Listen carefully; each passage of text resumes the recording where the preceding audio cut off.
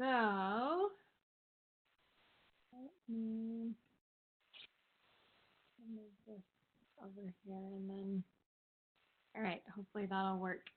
Okay, so welcome to week 8 of our class.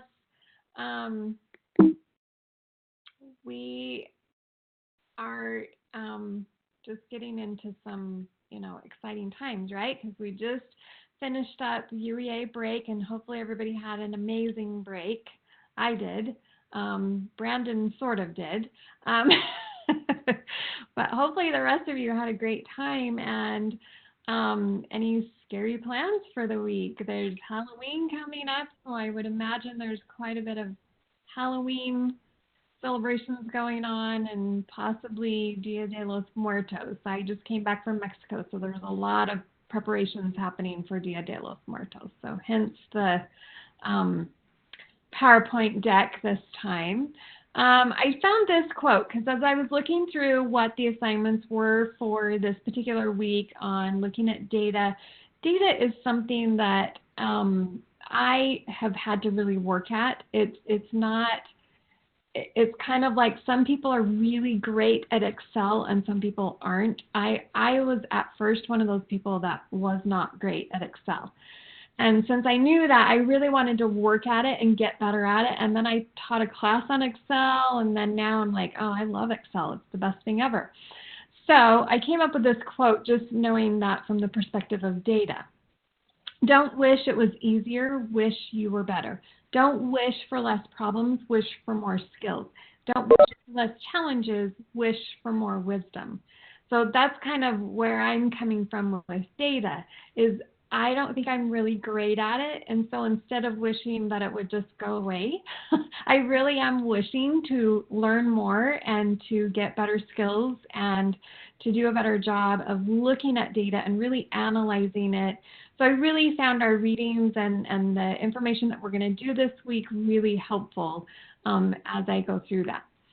So the reading this week is Data-Driven Decision-Making, the introduction to that book. And then the supplemental reading is out of The Art and Science of Teaching with Technology, and it's chapter 7, which talks all about student engagement. And I thought that was kind of cool that it talked about engagement, because you really can include your students in this process of looking at data. If you share that data with them and they're keeping track of data as well, that really is really important to the whole way that this comes together with our universal design of learning and all of the things that we're doing throughout this week and throughout this course. Our assignment this week is going to be data analysis, and the discussion is on the faults, drivers, and action steps. So let's talk a little bit more about the reading. One of the things that kind of stood out to me was that it isn't just a matter of mindlessly teaching to the test or the assessment that we're going to give. It really is being clearly defined an incredibly effective pathway to academic excellence if we make all of our decisions based on the data that we're analyzing. And we want to look at our students' learning. It's not that we're assessing what was taught. Okay, I taught this, I taught this, I taught this. It's not that. It's what are the students learning, and is my assessment showing, okay, they've learned this. Am I assessing on the learning itself and not just what I taught? So I really liked that from the reading. Okay. The video reflective, oh, sorry, typo right there. The video reflective discussion this week in week 8 is on faults, drivers, and action steps. So what are the most common mistakes and faults, drivers that people struggle with at your school or in your grade level team or your department team? What are the first action steps that you could take to address these pitfalls? So I wanted to talk about what are the faults, drivers. It shows the common mistakes in the chapter, so you'll read those, but then it goes into the faults, drivers. So these are the factors that appear to be causes of the school to be success, but they're actually just these surface changes that don't really influence your results. So it gave examples in the book of the pursuit of total buy-in.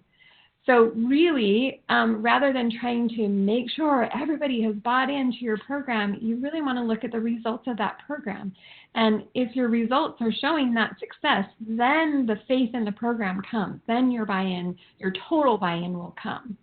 And then another thing it talked about was the reliance on poor PLCs. So if you're meeting as a PLC, but it actually isn't functioning how a PLC should function, then you're not getting at that analysis and that focus on learning and then the action steps that need to happen. So you'll want to take a look at your PLC and see, is it really that our PLC is doing great, or are we missing some things? And so we're not really functioning the way that we should. And then it also talked about a false driver could be your year-end assessments. If you take a look at those and you're like, oh, our scores went up. Well, it's kind of like if you think about a year-end assessment like an autopsy versus when you go in to get a physical to see how your health is, right? So if you get your checkup to see how your health is, then you can make changes if you have something wrong that you need to fix.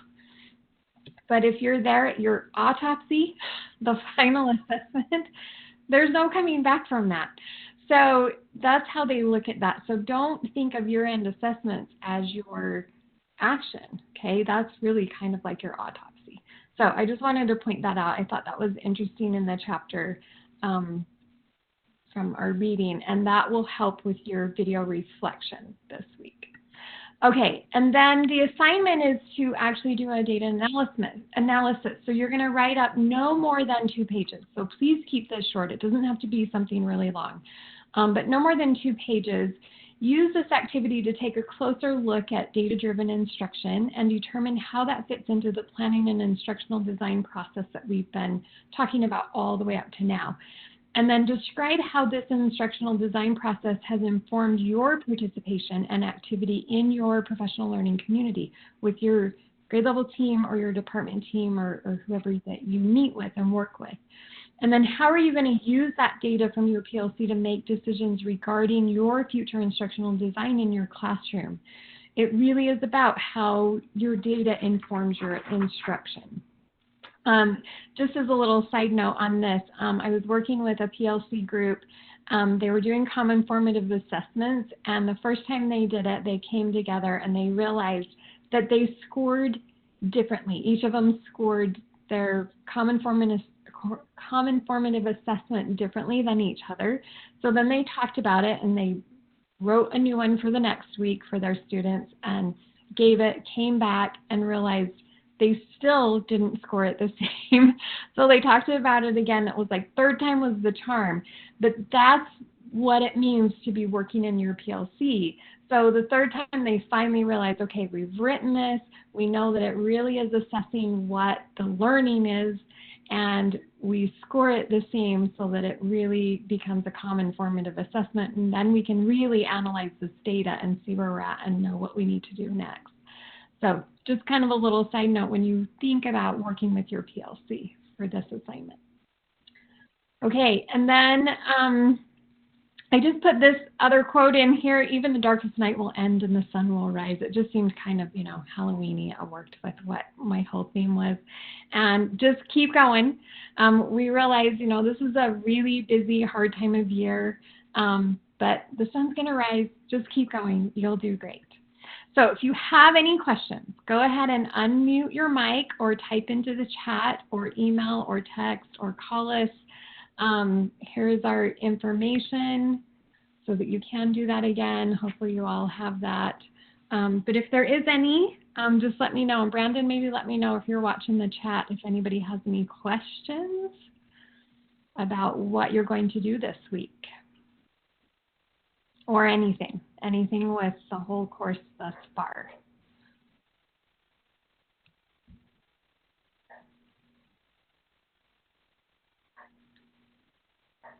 Not hearing anybody speak up. Brandon shaking his head. That doesn't sound. There's no chats coming in. No chats. All right. Okay. So hopefully everybody is doing great. But please let us know. Don't suffer in silence. Okay, let us know what's going on, if we can help you out, or if you end up having any questions with the assignments or anything, just let us know. And happy Halloween coming up this week, and then happy Dia de los Muertos, Day of the Dead is coming up, and we will see you next week for the seminar next week. All right, that's all I had. So go ahead and end. Oh, I was just going to add in that our final due date for everything is November 28th by midnight. So keep that in mind, that everything is due by November 28th. Make sure everything gets in, that you've done all your postings, that you've done all the assignments, and your final project. All right. Thank you. Thanks, everybody. I'll go ahead and stop sharing my screen.